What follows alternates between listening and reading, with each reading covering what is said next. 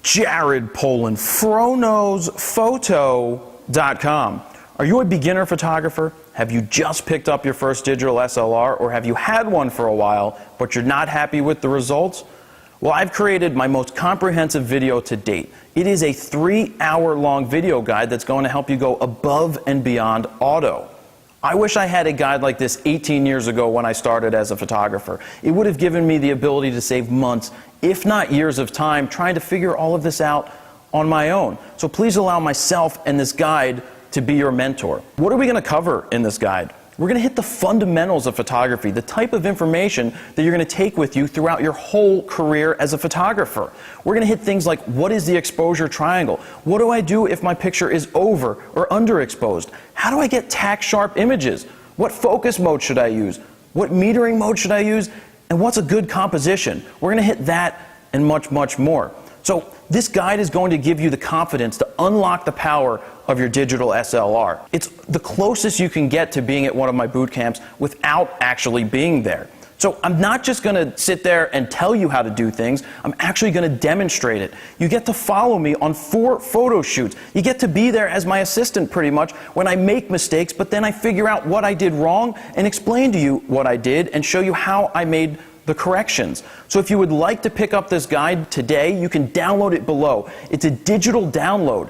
That means you can watch it over and over again. And yeah, if you decide to pick it up today, I'm going to include a 20-minute long bonus video that's going to give you the 5-year plan, how to make money as a photographer, and how to market yourself. So let's take a sneak peek inside this video guide. So you just heard me talk about f-stop. You heard me talk about how depth of field works, and now the best way to show you how that really, really works is to do this right here with this frog who I've become well acquainted to. But what does it actually look like when you get a picture at 1.8 versus a picture at 22? What's going on here? Well, what's going on is that your depth of field is changing. A shallow depth of field is what you see when you're shooting at 1.8. It's very narrow. So your focus point, or your area of focus is very small. As the numbers go up, all the way here to 22, your focus is changing. So more things are going to be in focus from front to back. So that's important to keep in mind. So what we're doing here is I'm going to photograph the frog, and I'm going to focus in on its eye at 1.8. And then I'm going to work my way all the way up to 22 so that you can see what's happening to the background. Then we're going to talk about it and figure out, the little subtleties that are going on. So right now I have the camera set to aperture priority. But aperture priority means that I am setting my aperture. I'm picking where I want it. And the camera is then going to select the shutter speed for a proper exposure. Let's shoot at 1.8. So I'm at 1.8 right now. I'm focused in on the frog's eye. Boom. That's 1.8. Let's take it to f2.8. There, she's a nice smile. Now I'm making sure, I almost did this here. I'm going to shoot it. There I cut her finger off and I saw it. So that's why I didn't shoot it initially. But now I'm recomposing. Boom. I'm making sure that I have her finger in there. And I do. So that is really sharp.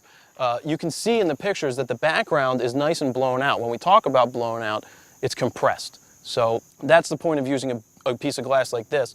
And I'm probably going to switch to the bigger piece of glass, a 300-2.8, in a few minutes so that we can see how we can really compress the background, step away from the tree, and make a parking lot look really awesome. So we're going to come back to that in a couple seconds. Well, why don't you sit back on it? Which way do you want me to Just face that way, but just rest your tuchus on it. So now we're ready to photograph the swing here. I'm locking in on the tripod just so that I have something that's not moving so that each image kind of stays similar. Right now I'm set to shutter priority, and that means that I am setting the shutter speed and the camera is going to do the rest of the work to make sure that it's exposed properly. So I'm going to start at 1/10 of a second. Remember how slow that was? You could hear the sound of how slow that was when we were testing and letting you hear the different shutter speeds. Now let's see what happens when we move the swing and shoot it at 1/10 of a second. So I'm going to try to capture the swing at the very bottom. Boom. And as we look at the swing, you can see that it's kind of hard to see because it's actually blurring. It's blurring because the shutter is moving really slow and there is some motion to the swing. So we have to think, what do we need to do to freeze that swing that is moving? Let's try something a little faster, like 1/60th of a second. I hope you enjoyed that sneak peek inside this video guide, and you can click down below to purchase it. And don't forget, if you pick it up now, I will give you a 20-minute long bonus video that is packed full of amazing information. So thank you guys. Jared Polin, FroKnowsPhoto.com. See ya.